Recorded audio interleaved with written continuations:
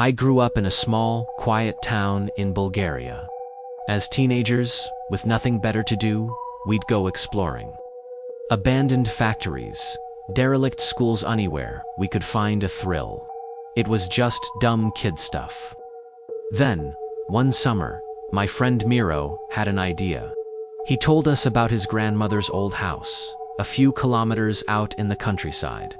No one had lived there since his grandfather passed away.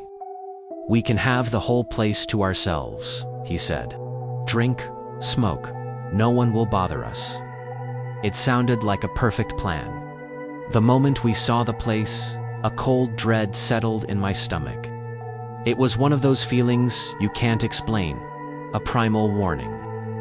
The house was a single-story, crumbling structure with a broken fence and a yard choked with weeds that came up to our knees. The windows were clouded with decades of grime. When Miro pushed the heavy wooden door open, the smell that rolled out was ancient, a thick mix of dust, damp wood, and forgotten things. Inside, it was a time capsule. Old, heavy furniture draped in yellowed sheets. Faded lace curtains that filtered the dying light. Family portraits hung on the walls, the faces so bleached by sun and time they were just blurred, ghostly smudges. And in the living room, a massive, round wall clock. Its hands were frozen at 12 o'clock. We joked about it, of course. A bunch of teenage idiots making ghost jokes to mask our unease. But after midnight, the mood shifted. The laughter died down, the beer cans were emptied, and a deep, heavy silence fell over the house. It was a silence that felt watchful. Around 1 a.m., I went outside to relieve myself. The moon was brutally bright, casting sharp, black shadows. The air was so still, it felt thick. I was just finishing up when I heard footsteps behind me. Slow, heavy, and deliberate, crunching on the gravel path. I froze solid. My heart leaped into my throat. I spun around, expecting to see one of my friends messing with me. There was nothing there, just the tall, unmoving weeds and the empty yard. I hurried back inside, my skin crawling. I told Miro, "Someone's out there." Walking around, he didn't laugh. He didn't even smile. He just looked at me, his expression completely serious, and said, "That's normal. It's just Grandpa. He died here, in this house." But he never really left. I was about to call him out on his crap, to demand he stop joking, when a loud thump echoed from the room next door. A heavy, solid sound, like a wooden chair being thrown over. We all stared at each other. We had checked that room earlier. It was completely empty. Then came a new sound, slow, grating drag, like a heavy piece of furniture being pulled across the bare floorboards.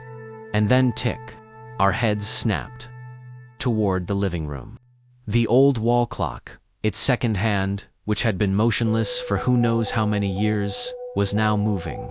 But it wasn't moving forward. It jerked, erratically tick swinging back and forth as if it couldn't decide which way to go. The sound grew impossibly loud, filling the entire house. A chaotic, maddening rhythm that seemed to come from everywhere at once. That's when the single, bare light bulb, hanging from the ceiling, flickered violently. No one spoke. We didn't need to. We just ran. We burst out into the cold night air, our hearts pounding. We lit cigarettes with trembling hands, the normal world feeling alien and far away. Miro, his own hands shaking, lit an extra cigarette. He didn't smoke it. Instead, he walked a few steps away and stuck it upright in a patch of dirt. "For Grandpa," he whispered. We stood there in a silent, terrified huddle, watching the tip of that cigarette. It glowed a bright, burning red, then faded to gray ash. Then it glowed red again, all on its own, like an invisible mouth was taking slow, deliberate drags. When it finally burned down to the filter, Miro just stared at the little mound of ash, his face unreadable. Eventually, we gathered our courage and went back inside. The atmosphere in the living room had changed. The air was heavier, harder to breathe, and it carried the faint, unmistakable scent of old tobacco smoke, even though none of us had smoked in there. And the clock. The clock was working perfectly. The hands were moving in a smooth, silent sweep. 2:57 a.m. We just stood there, paralyzed, watching the minute hand complete its journey. And when the clock's hands aligned perfectly at 3 a.m., the ticking stopped. The silence that followed was profound, a living, breathing thing that pressed in on us from all sides. Miro's face went ghostly white. He simply said, "He's gone," and walked back outside without another word. We left not long after that. The walk back to town was made in near total silence. None of us ever spoke about that night again. I don't believe in ghosts. But I will admit this. I never asked Miro how his grandfather died. And after that night, I knew I never would.